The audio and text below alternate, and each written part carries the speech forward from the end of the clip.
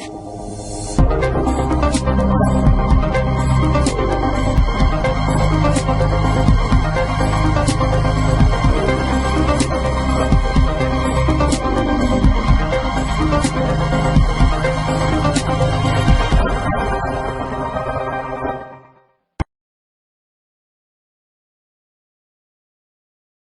name is David Coran. And I'm Steve Gutierrez. Welcome. Today is Thursday, December 5th, and we're bringing you another broadcast of Crowdfunding Daily News. Our passion is crowdfunding in all its form and flavors. We are the crowdfunding guys. This video is produced to provide you with the most relevant and daily crowdfunding news, campaign, and information. This is to save you time, bring you quality and value in your convenience that you can expect with 30 minutes of daily dose of crowdfunding knowledge. The goal is simple. You're busy. We want to be able to bring you the research we do on daily in order for you to stay relevant with crowdfunding. I'll focus on the next few minutes on the top 5 crowdfunding stories of the day. The first one is brought to us by the Sacramento Bee, local newspaper here in California, although it's the northern end of the state. They're bringing an article about how crowdfunding holds promise for the future base of equity-based types of transactions. Their story is really highlighting something that's been in the news of late recently, and that is the unfortunate demise of one of our favorite bakery companies, Hostess, and the Twinkie, and the Ding Dong, and the Yo-Hos, and all the other products that are those ooey and gooey things we love. The company has launched over the Thanksgiving holiday a crowdfunding campaign where thousands of individuals flock to their site from around the world, showing their support as it approaches nearly $2 million in pledges. My goodness, a lot of Hostess Twinkies for that. Once the SEC releases its final sets of rules from the Title II crowdfunding requirements that allow us to bring equity crowdfunding to the marketplace, DoughforHostess, the campaign name, will begin to legally convert these pledges into the actual dollars and the equity in the hopefully newly formed company that brings us Twinkies and the other favorite food items. You know, this shows that there's clearly a wave of support and results that the American people still can readily jump into and help with in a crowdfunding and campaign. So I want to call for something that will help this 18,500 jobs come back into the American landscape, along with what I'm going to ask for all of our followers and those avid crowdfunding interest people.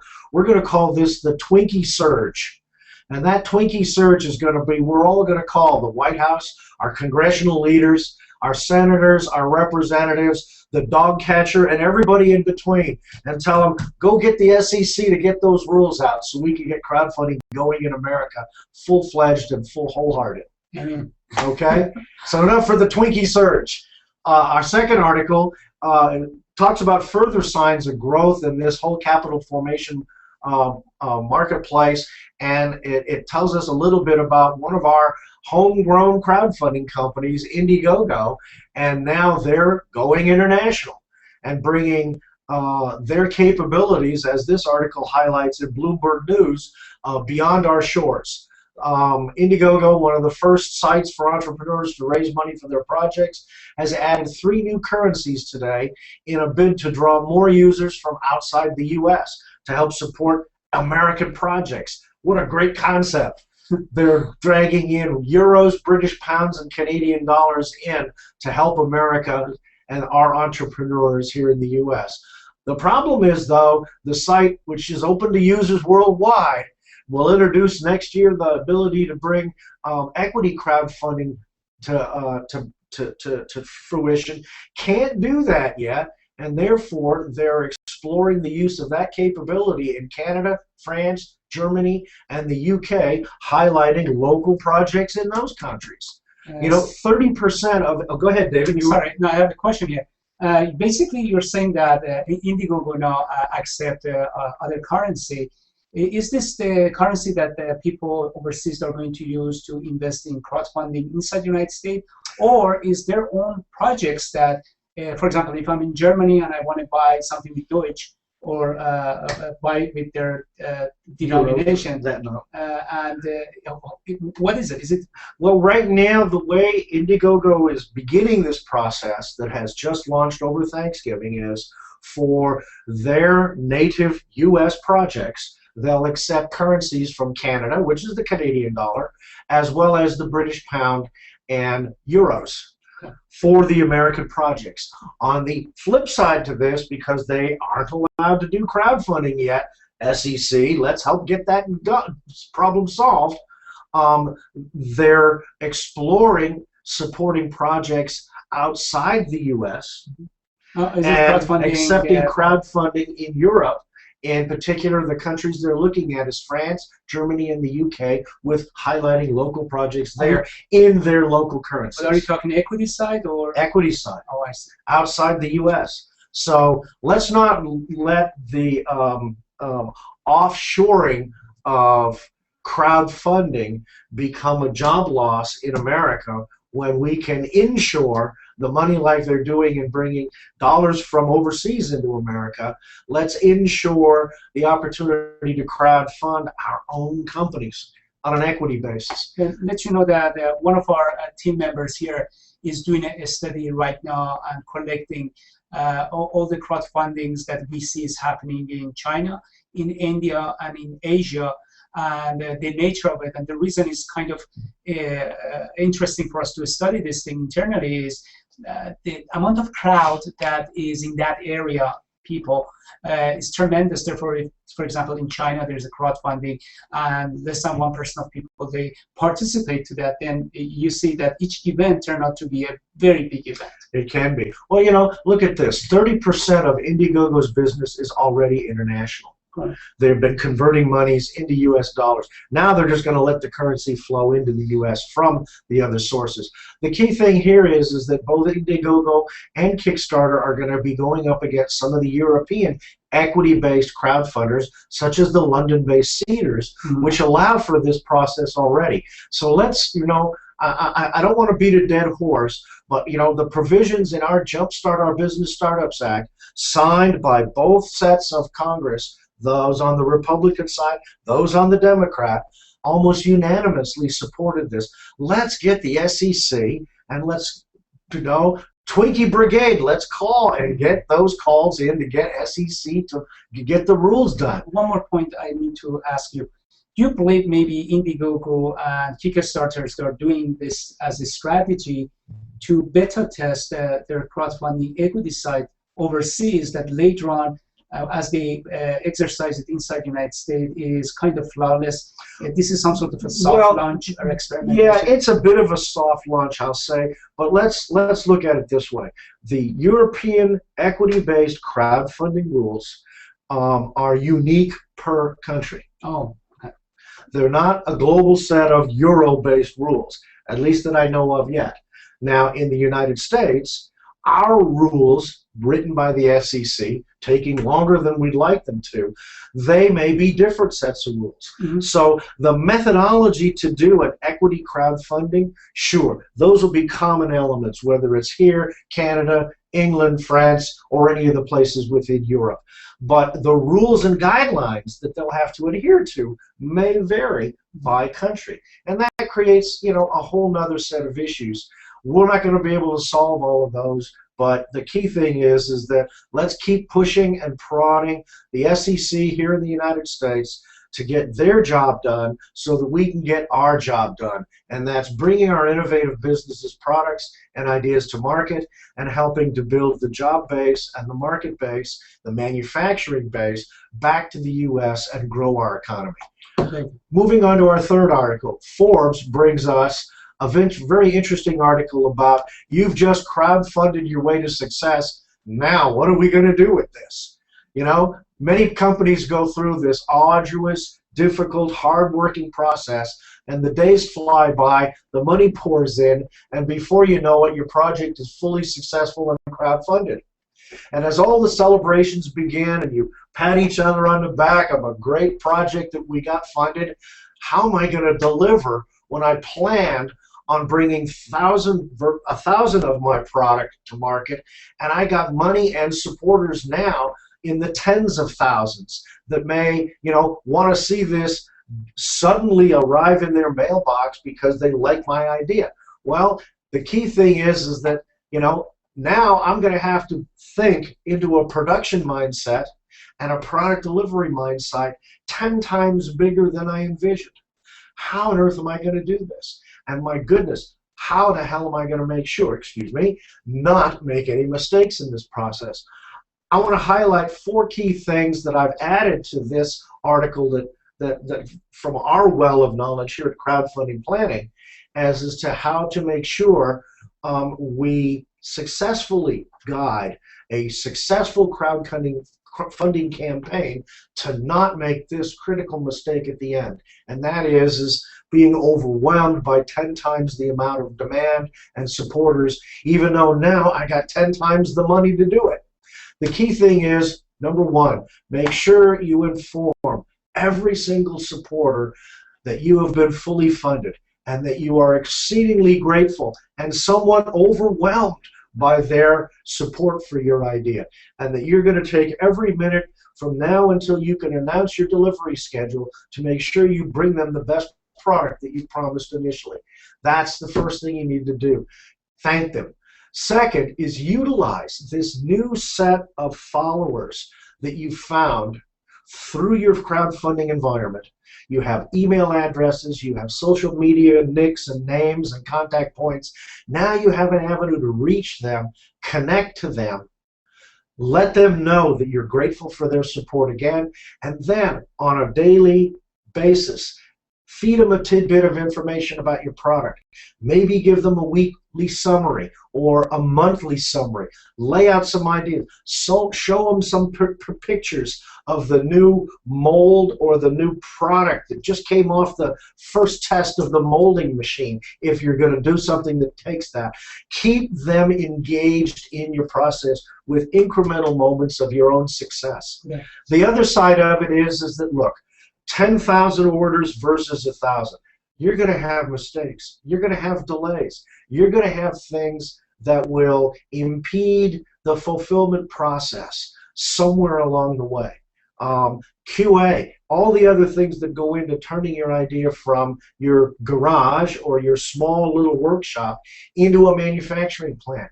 Manage these delays and the product development process as you scale up and begin to fulfill from a really quality analysis process of giving them a good product. The last thing you want to do is hurry it up and have 1 out of 2, 1 out of 4 products not work when they open up the box. Another key piece to this, and what that'll do is that information process, that exchange process with them interacting will only build your credibility, even if it takes you longer to deliver your product. The fourth and final thing in this that I'd like to just highlight on is that while your campaign is in that funding stage and you see that you've built the momentum, you reached your, in your first 10 days, you reached your 30% goal. And another 10 days or so, you're at your 50 or 60% goal. And now you're really working all of your crowd and your initial supporters, and you're obtaining that 75%. All of those days and weeks that may pass to get to that point, look at how am I going to start delivering, and take a look at all of the things I'm going to need to do in order to build my QA processes, my manufacturing processes, my distribution. What about customer service? How am I going to answer the I don't know how this works question? That 800 number, all of those things. You need to look at getting what I would highly recommend, especially today now that so many aspects of our business infrastructure support services can be purchased on a per user basis in the cloud, is that take a look at some of the ad hoc business enterprise grade business function sets that you can buy by the user, buy by the month, and slowly yet aggressively expand them as your business needs to grow. The scale-up capabilities of a cloud implementation are just such an enormous business value. You know, we at Crowdfunding Planning, amongst our business advice and governance perspectives with our clients, are finding that a valuable, flexible, functional, cloud-enabled business service set is one of the key things to help you start out at very, very low costs. You can grow as your business demands. You can change as your marketplace and your business moves with the process. And you can do this without costly infrastructures to build, implementation cycles, and then training cycles to implement this. You can take advantage of all of the cloud-enabled user interface, touch, wireless. Come on, we're all in the information age and have been for 25 years. You've just built a new network. We've got to move to that networking age and take advantage of the tools, the technologies that helped you get your crowdfunding. Now help you deliver with them as well. Correct. Let me add briefly to this. As we always say, crowd lives in the cloud. Let's make an assumption that you launched a very successful campaign. You were expecting about 1,000, and you end up with, say, 50,000 backers. Just imagine you want to respond 50,000 emails, because they do come and ask you, are we there yet? Did we finish it? Are you delivering? And all those things. Therefore, you need to really look at the tools that he kindly called it networking age tools. I call it cloud computing or cloud sourcing tools that you can use to not only respond to these folks, but also to know, did they read the email, what was the result of it, and if they send you an email that has to do with customer service, you'll be able to click and send that email to your customer service database. If it has to do with support and has to do with delivery, you'll be able to click and goes to your inventory database. All these are possible, very inexpensive. It is part of the cloud computing age. And that's basically why I highly recommend, as part of your pre-launch, you go ahead and adopt cloud technology. Let it to be a leverage point that gets your project and your growth and scalability to a different level.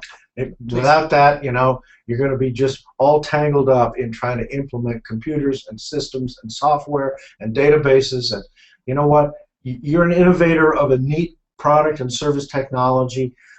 You know, focus on that. That's your strength. Anyway, I'll move on to our fourth article of the day, and it comes from an analysis of the North American Securities and Administrative Association and how they're working very closely with the states and in North America, in the provinces here in Canada, or up in Canada, not here in Canada, to stepping up their surveillance for possible investment fraud among a surge of crowdfunding ventures that have shown up in the last few months. In fact, David and I, we keep track of, in our ecosystem here, we started more than a year ago, and there were, 40, 50 people or names that had something to do with crowdfunding. Our list now is multiple pages, 450-something odd companies that have websites that are crowdfunding related and provide some sort of crowdfunding service or information. So, making sure we're dealing with equitable, knowledgeable,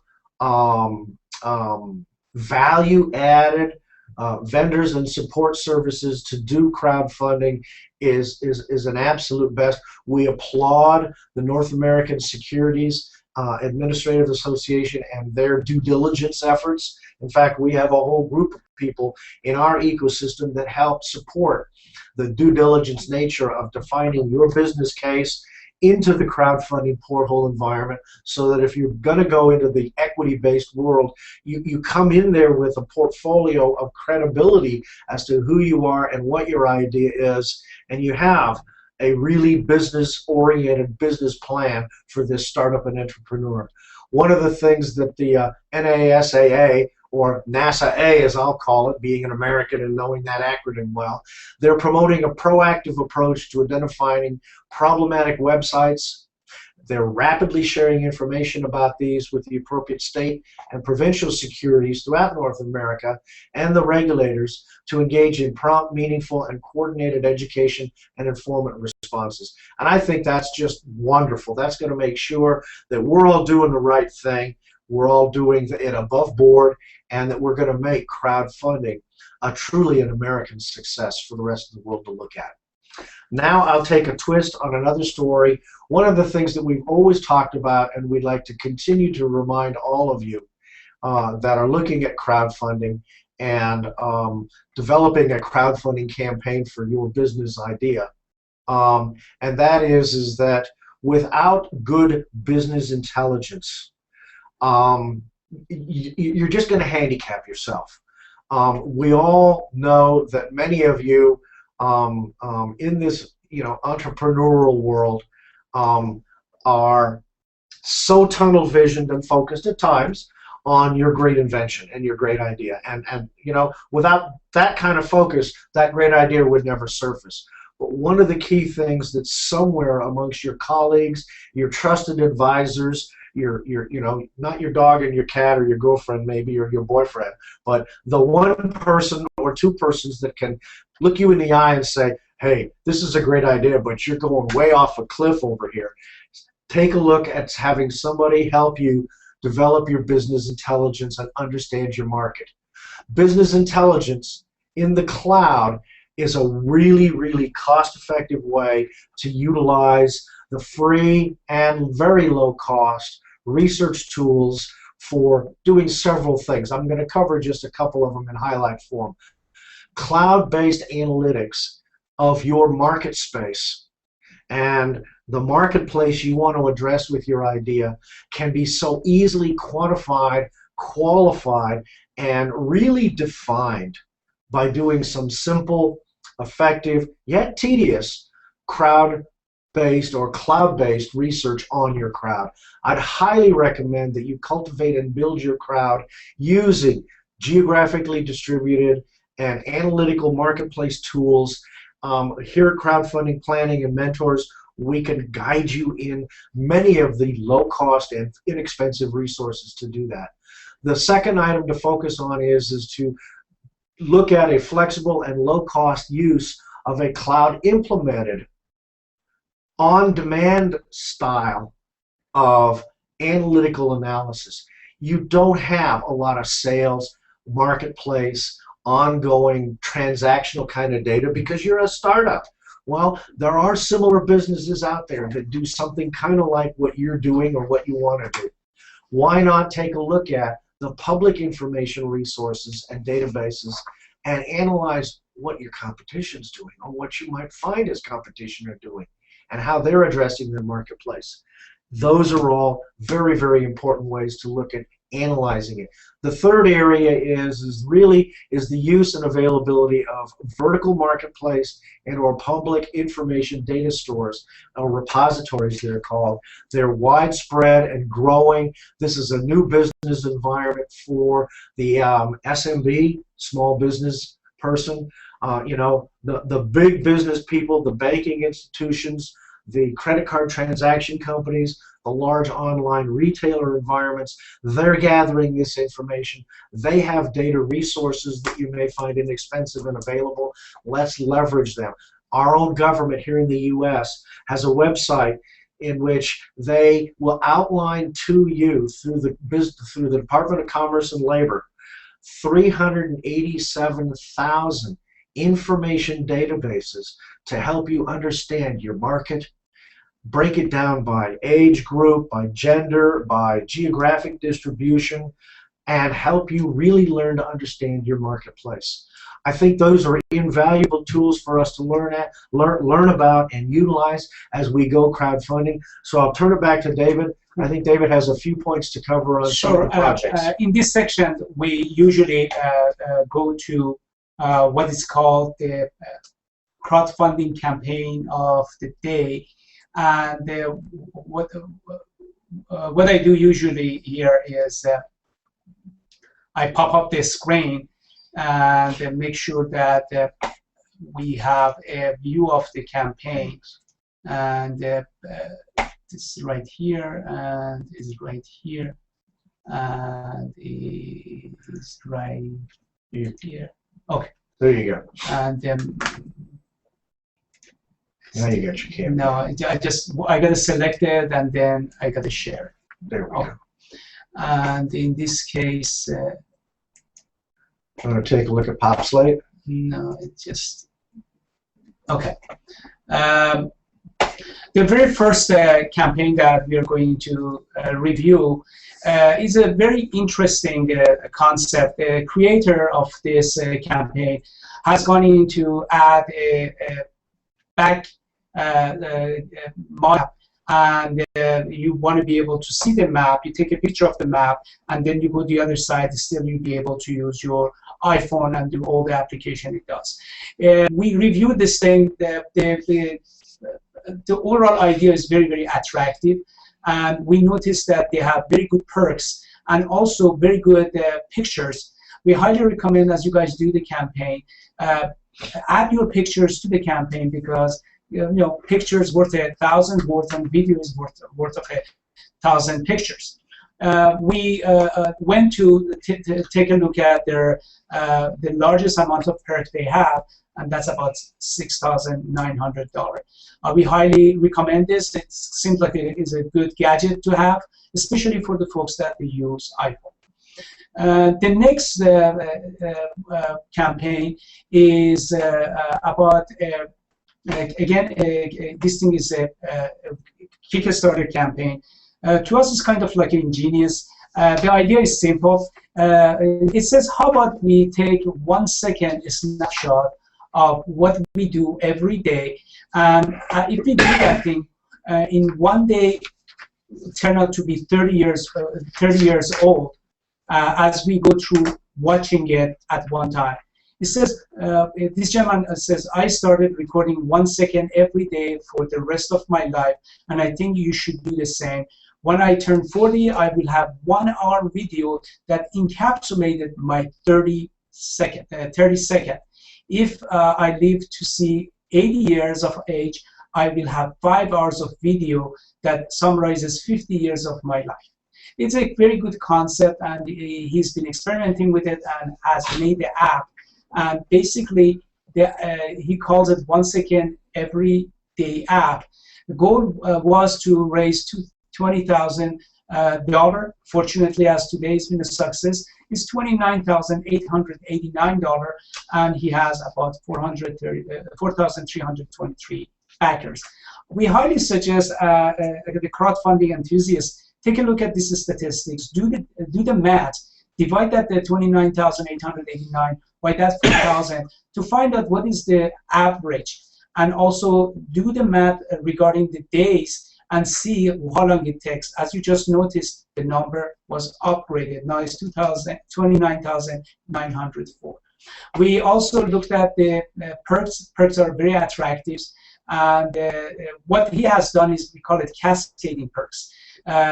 He calls this thing his reward 1, and reward 2 is a combination of reward 1 and 2, and on and on and on. And this makes a reader to read backward. If somebody is interested on this perk, now he's got to go backward. We also recommend you highly review the video, because he's been able to capture the essence of his project. The next campaign is actually in CrowdFunding, and is based on helping students in a school of deaf to be able to have headphones that allows them to have a better hearing and also improve their hearing. Goal was about $6,000 at this time. They are at $6,500, and they have 93 contributors. 7 days is left. We noticed that when they started creating the rewards and the pitch, they were very, very specific. And basically, the short pitch says, for every pair of headphones sold, we help restore hearing to a child in deaf school. And they are using these things as raising the money that is needed for that cause. this is the third so-called campaign. I would like to go ahead here and add the two sets of news. Number one, as you know, as we look at this crowdfunding, we really get excited, and that's okay. So you go ahead. I'm going to get to the script. Okay. We actually do make an investment on some of the campaign by itself. We just received one of our investment back. We did the investment on not one of us audio cassette that we received. We did this so-called investment to Nettie, that she was making an anthem for actually for the cause was for his child that is affected, and we went and we start promoting it. And by promoting, she was able to not only raise the money but also exceed it. And we want to thank her very much. We just received this so-called campaign perks for the gifts. The next thing is I want to talk is about the company that we have been engaged at this time promoting as part of crowdfunding planning. We promote campaigns. This particular campaign has not been launched. We call it is in research mode, and very soon we're going to move to the pre-launch. But the idea is so great, I want to make sure that you guys get exposed to it, and hopefully you can contact the company and be able to do not only investment but also be part of their success. The company is called AirTech, and basically they have came up with the foam, and this foam is a natural substance. This comes from natural oil and natural fabric. Therefore, it's not plastic or is nothing from any oil or oil derivative. It does a lot of things, but the main concept that they are experimenting right now, and they're doing it to help the clean up the oceans and clean up the waterways, is as follows. I'm going to pop up some pictures here. And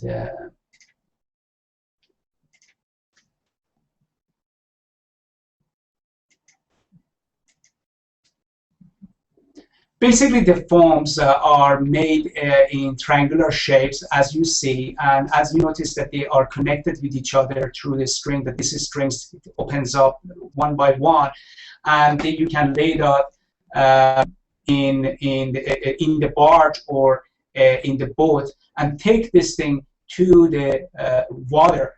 And as part of it, as you notice, the space is very confined, and it's very light actually. This can be easily placed anywhere very easily. One of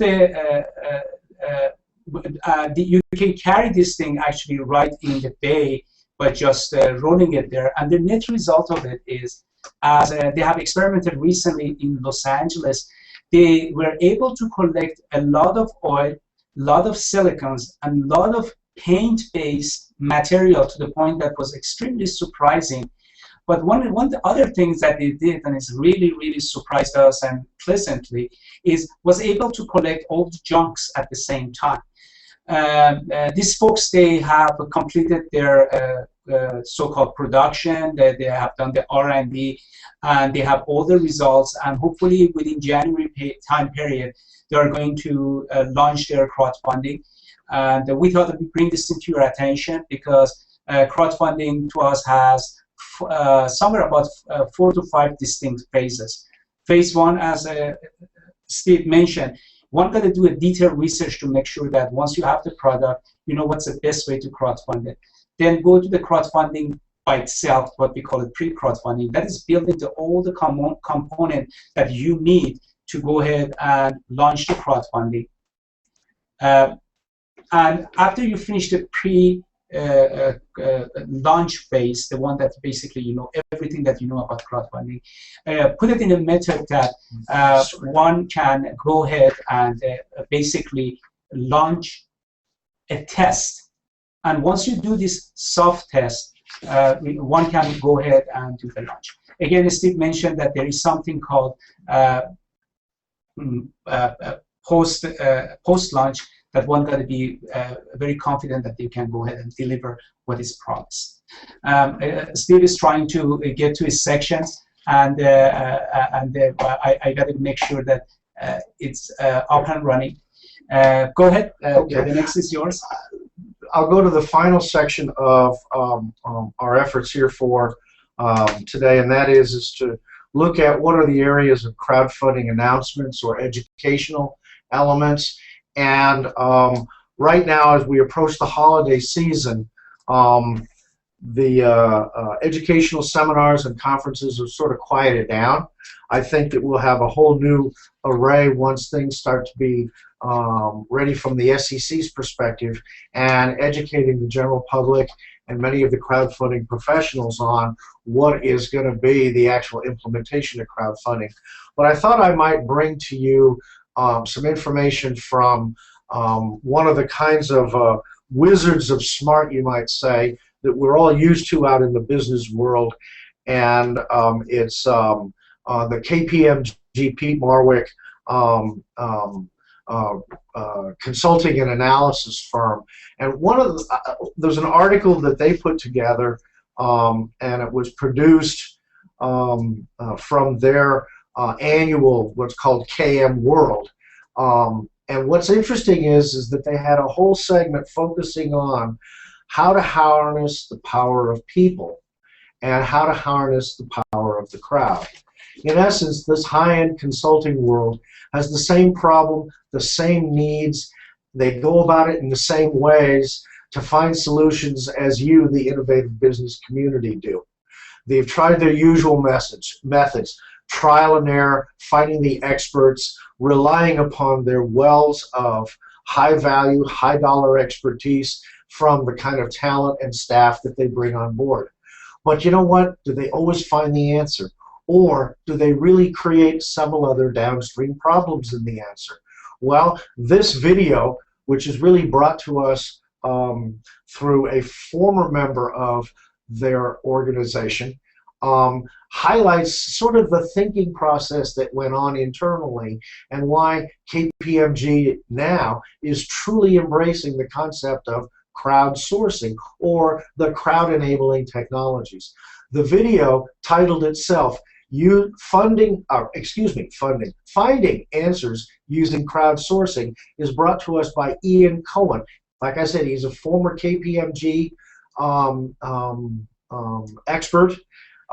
This is a 40-minute video, so it'll take you some time and effort to go through it. Bring your notepad. It provides a set of compelling reasons to learn and seek ways in which to find the input and advice and information from all of the multitudes of avenues, in particular, building an expert crowd. You know, we relate back to the old TV show. Actually, I think it's still on, right, David? Yes. Is How to Be a Millionaire, or Do You Want to Be a Millionaire TV show. And in a broader sense, in a more diverse way, asking the crowd is much like utilizing not the audience or the one individual, yourself as the business person answering the question, but seeking the knowledge of the crowd. And by accessing the internet and that nearly 3 billion users from out in the world, you'd be surprised the kind of information that's available to you. In fact, the entire crowd building process should become an integral component into any of the emerging world of business and new product development as you seek crowdfunding and all of the crowd components that help you build your business. There's no set of real hard answers or an outline of success in dealing with the crowd, but the video brings you a sense of insightfulness in thinking outside the box, learning to understand that we are now in that networking age. And there's a really new business paradigm out there, and it is your marketplace is the global crowd. These lessons were almost learned by accident in this video, as they described it, Pete Marwick, or KPMG Pete Marwick, and it really attests to one thing that we're facing today, and then we'll roll back into David with our quote of the day as well. business is not as usual as it's been? Usually at this time, I get an opportunity to go to the quote of the day, and I need to pop this thing up because the quote is pretty interesting one, and leave you this as how about you read it? How about you read it as a bit of fuel for thought? And that is that worry does not empty tomorrow, but it empties today of its strength and that potential. In short, don't worry, be happy, try again. We say that if your plan A did not work, as usual, there are 25 more letters in left. The alphabet, so plan B, Plan C, D, and then on. Hopefully each one will be a more refined process, and you'll find your success before you get to plan Z. Okay. Well, I guess that's it for today, huh, David? Correct. Or do we have any more last-minute items? I just want to go over one more item. If you are interested to attend this show and present your ideas or your perks, we are available. We would love to promote our main task always been crowdfunding and knowledge sharing, promoting anything to do with crowdfunding. And on top of it, building a framework that all of us, we learn how to do crowdfunding that is a success, to be part of the 30% rather than the part of that 70% that right now is not able to complete and finish their crowdfunding. You can always reach us at 877-448-4968 or info@crowdfunding.com. You can also contact Steve in crowdfundingdailynews.com. Just contact us at the same. And as usual, we say, now go crowdfund with a bit of passion, a plan, and leverage the power of all of the resources and expertise you can find. We'll see you soon. Let's go be a success. Thank you very much. Bye-bye. Bye-bye. See you next. Good. That was a good one. Mm-hmm.